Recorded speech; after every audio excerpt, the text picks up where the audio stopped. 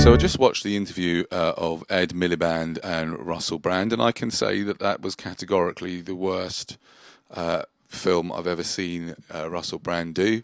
It was absolutely atrocious, and as far as I'm concerned, just from my point of view, but really interesting and exciting, really. It's an exciting twist in lots of different ways.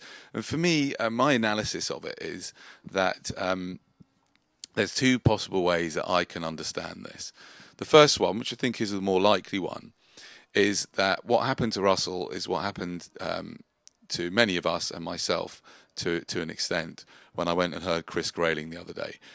Now, I think often we, or certainly I, forget that, you know, in order to get to being a top head, you know, a top minister in the Tory party, or the you know, the leader of an organisation like the Labour Party, whoever got there must be really, really good at something, must excel at something, because it doesn't just happen. There's a good reason it happens. And what I realised when I was in the presence of this guy, what I realised is that these people are absolute masters of creating images.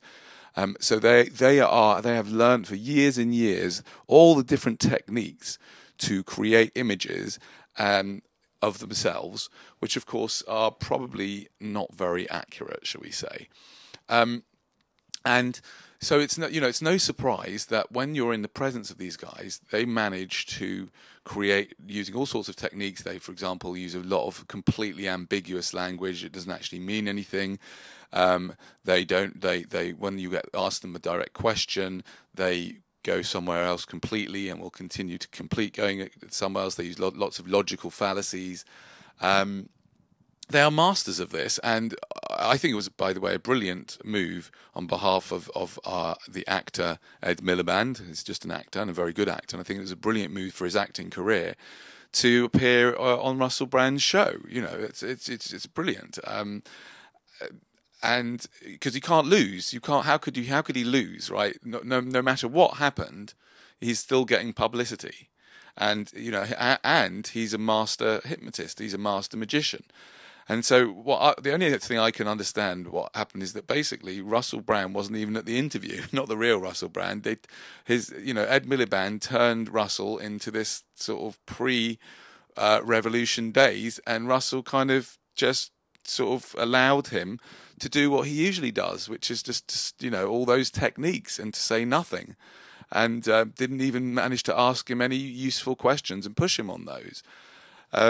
So, you know, and what could have gone wrong? Even if it would have been a bad interview, Ed Miliband would have won out, because it's all about what goes into the subconscious mind. Yeah, so it's all going to be in the news. And again, it's also what it does is, and this is the difficult thing about this, even by my giving this energy, so I'm still feeding energy into their whole ridiculous system. The only part that I try and do is just to, which I think what Russell's been doing so well, is to make fun of it, so we can kind of enjoy it as well. Yeah, so my thoughts are that either that's the case, or the sort of more conspiratorial way of looking at it is that actually Russell Brand all along had an agenda to get us to vote, to get more people to vote Labour, or either that, or not all along, but he's been persuaded somewhere along the line by someone that, you know, it's irresponsible actually not to vote, and that actually you should vote Labour because the Conservatives are even worse. You know, he's kind of fallen for that idea and that question, which is quite easy to fall for, and that either that he recently, or he always had an agenda, and that now he is allowed a party political broadcast on behalf of the Labour Party onto his channel. And it's interesting to see, you know, the responses to it, because on his channel, most of his videos get an overwhelming majority of thumbs up. And this one's still got quite a majority of thumbs up, although it does have some. It's got more than the usual number of thumbs down. But we'll see. We'll see if he wakes up to what was going on there. I mean, the end of the video, he's saying, "Oh, it was great to have Ed Miliband here," and he didn't even question anything. I mean, it was just because the guy was sitting next to him in his office. I mean, a few days ago, he was making fun of the guy of Ed Miliband doing exactly the same thing in a television studio. what's changed? What's happened to him? Anyway, I think the greatest part of this, I think the greatest thing that is to always come back to myself. It's like not in a selfish way, but in a way of kind of understanding myself and my relationship to the world, and noticing what I do, what I tend to do, and so becoming aware that how much energy am I giving Russel Brand? Yeah, how much time am I giving him? And how much am I relying on him?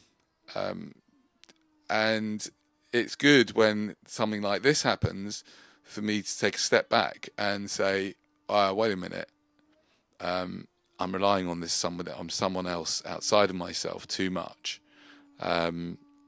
He's a human being. He'll make mistakes. There might be an agenda. Who knows? People have been saying that for quite some time. Just wait and see if he has a little look at that video and realise he's been had. I wish I had the will to go through the video, and maybe I'll do that sometime. But for the time being, over and out, and have a great day.